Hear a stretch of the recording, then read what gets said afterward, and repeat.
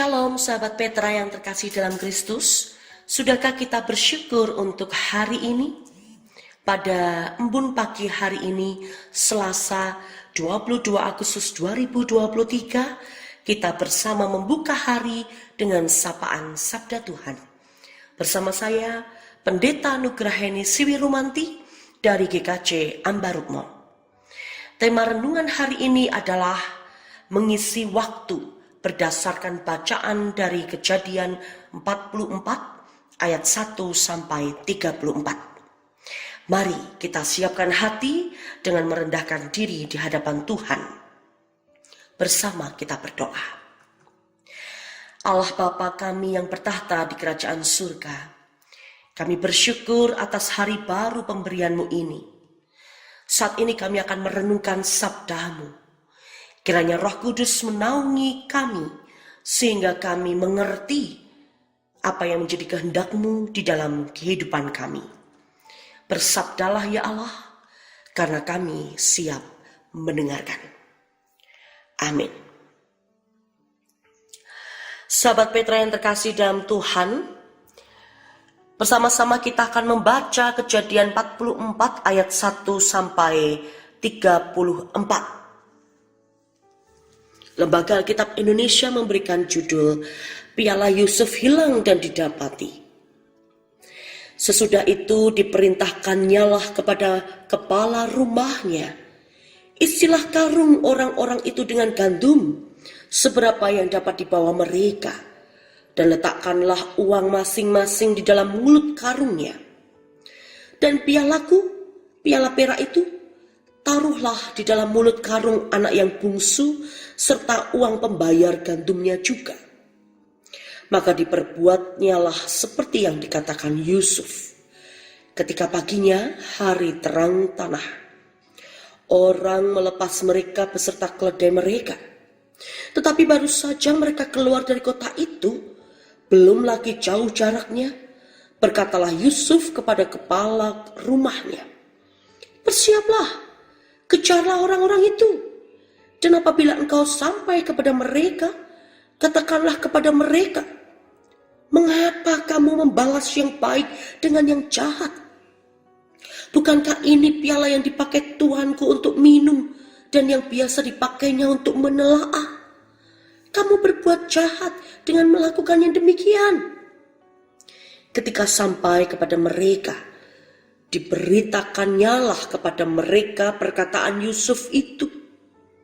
Jawab mereka kepadanya, "Mengapa Tuanku mengatakan perkataan yang demikian? Jauhlah daripada hamba-hambamu ini untuk berbuat begitu. Bukankah uang yang kami dapati di dalam mulut karung kami telah kami bawa kembali kepadamu dari tanah Kanaan? Masakan kami mencuri emas atau perak dari rumah Tuanmu?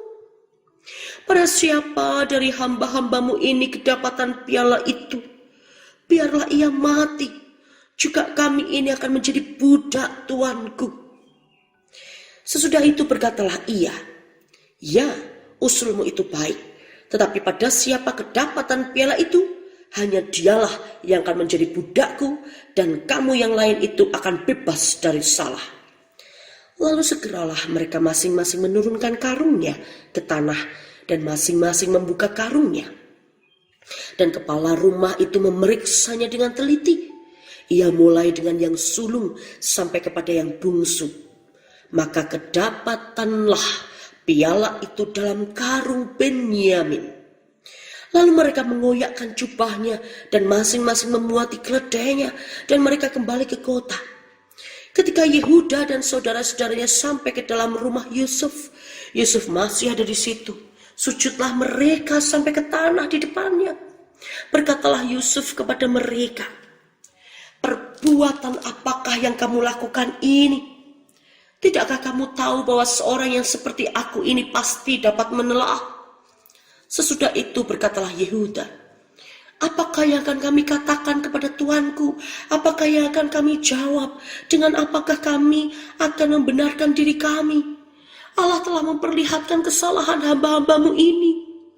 Maka kami ini budak tuankulah kami, baik kami maupun orang pada siapa kedapatan piala itu. Tetapi jawabnya, jauhlah daripadaku untuk berbuat demikian. Pada siapa kedapatan piala itu, dialah yang akan menjadi budakku. Tetapi kamu ini pergilah kembali dengan selamat kepada ayahmu. Lalu tampillah Yehuda mendekati dan berkata, mohon bicara tuanku, izinkanlah kiranya hambamu ini mengucapkan sepatah kata kepada tuanku, dan janganlah kiranya bangkit amarahmu terhadap hambamu ini. Sebab tuanku adalah seperti Firaun sendiri. Tuanku telah bertanya kepada hamba-hambanya ini, masih adakah ayah atau saudara kamu? Dan kami menjawab, tuanku, kami masih mempunyai ayah yang tua, dan masih ada anaknya yang muda, yang lahir pada masa tuanya. Kakaknya telah mati, hanya dia sendirilah yang tinggal dari mereka yang seibu. Sebab itu ayahnya sangat mengasihi dia. Lalu tuanku berkata kepada hamba-hambamu ini, bawalah dia kemari kepadaku, supaya mataku memandang dia. Tetapi jawab kami kepada tuanku, anak itu tidak dapat meninggalkan ayahnya. Sebab jika ia meninggalkan ayahnya, tentulah ayah ini mati.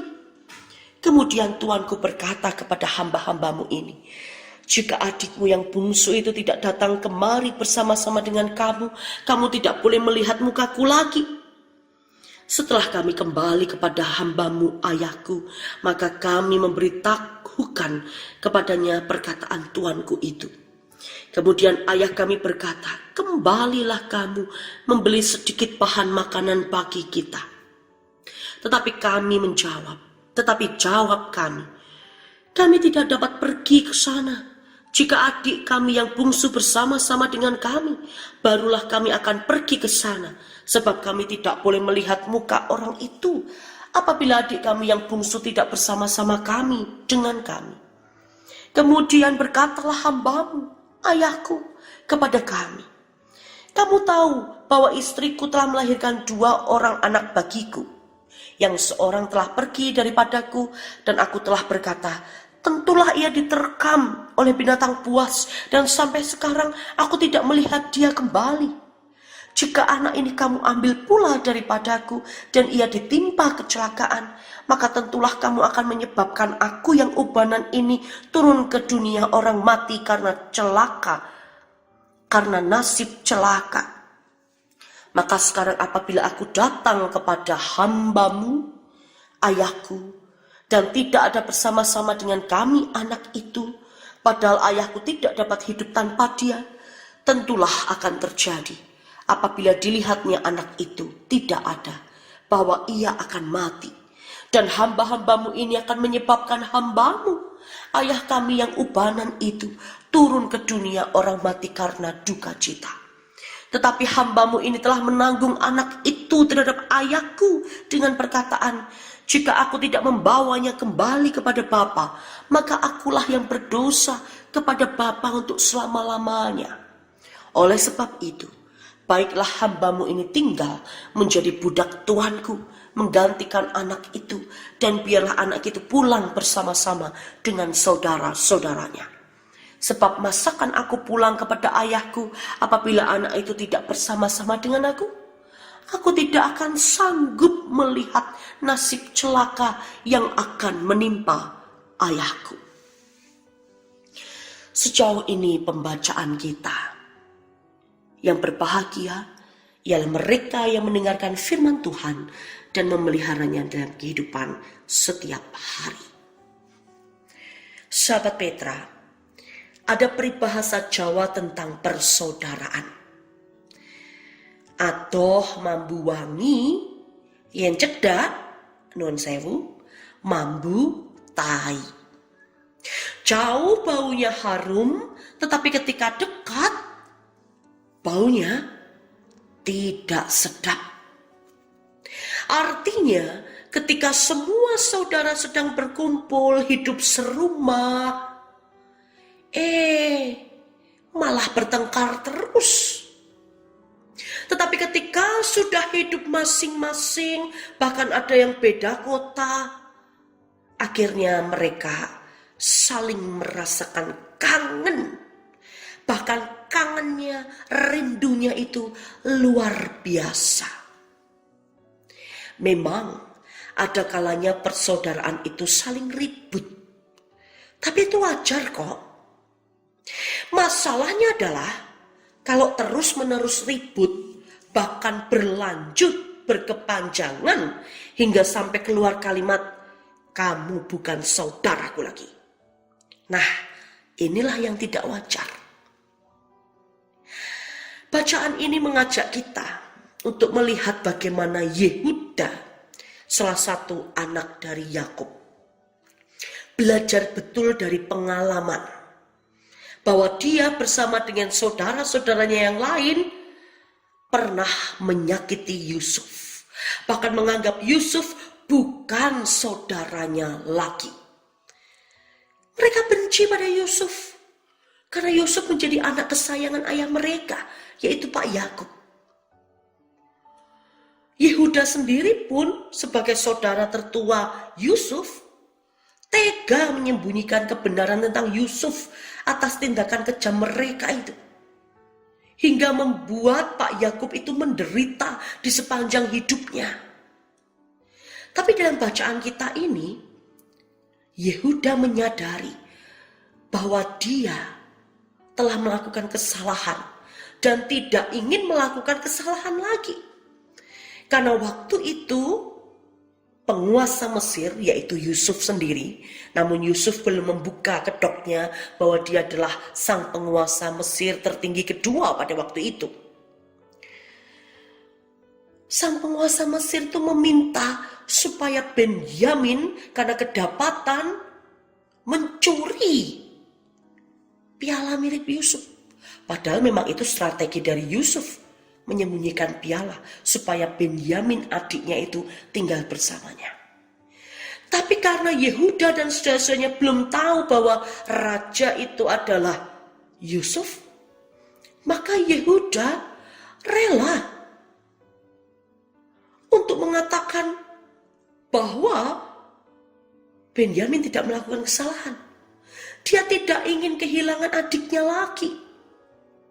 Yehuda sudah berjanji kepada Yakub akan menjaga dan membawa pulang Benyamin dengan selamat seperti permohonan ayahnya. Dan kini Yehuda rela menjadi pengganti Benyamin, bahkan membela saudaranya sendiri itu di depan penguasa Mesir. Yehuda sudah belajar betul betapa berartinya persaudaraan itu, yaitu untuk saling mengasihi, bukan saling menyakiti. Saudara, jika Yehuda saja mau belajar dari kesalahan di masa lalu dan mau berubah untuk menjaga persaudaraan sampai dia membela saudaranya di depan orang lain, di depan penguasa, lantas bagaimana dengan kita? Tentu di dalam relasi persaudaraan selalu ada ribut rukun. Tetapi biarlah itu menjadi seni yang mewarnai kanvas hidup kita. Kelak, persaudaraan itu pun juga akan berakhir kok, ketika Tuhan sendiri yang memanggil pulang ke rumah Tuhan. Dan kita tak bisa lagi berjumpa secara ragawi untuk selamanya. Oleh sebab itu, selama masih ada kesempatan, selama masih ada nafas kehidupan, selama masih ada waktu yang tersisa, maka mari kita eratkan lagi tali persaudaraan di dalam keluarga kita, dengan berani teguh membela saudara kita di depan siapa saja.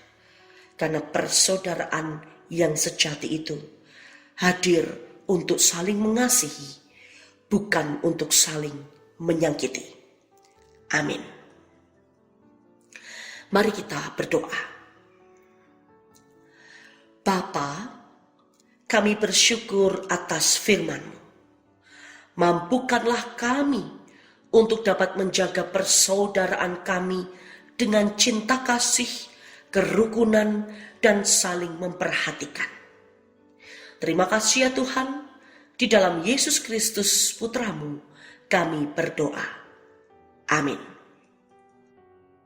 Demikian sahabat Petra yang terkasih dalam Kristus, kiranya sabda Tuhan meneguhkan dan menguatkan kita senantiasa, khususnya dalam menjalani waktu hari ini. Materi renungan ini bersumber dari Sabda Winetar, karya Sinode GKJ. Saya, Pendeta Nugrah Heni Siwi Rumanti dari GKJ Ambarukmo, mohon diri dan mohon maaf bila ada kata yang kurang berkenan.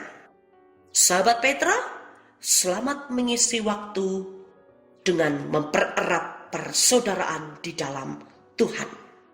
Tuhan Yesus memberkati.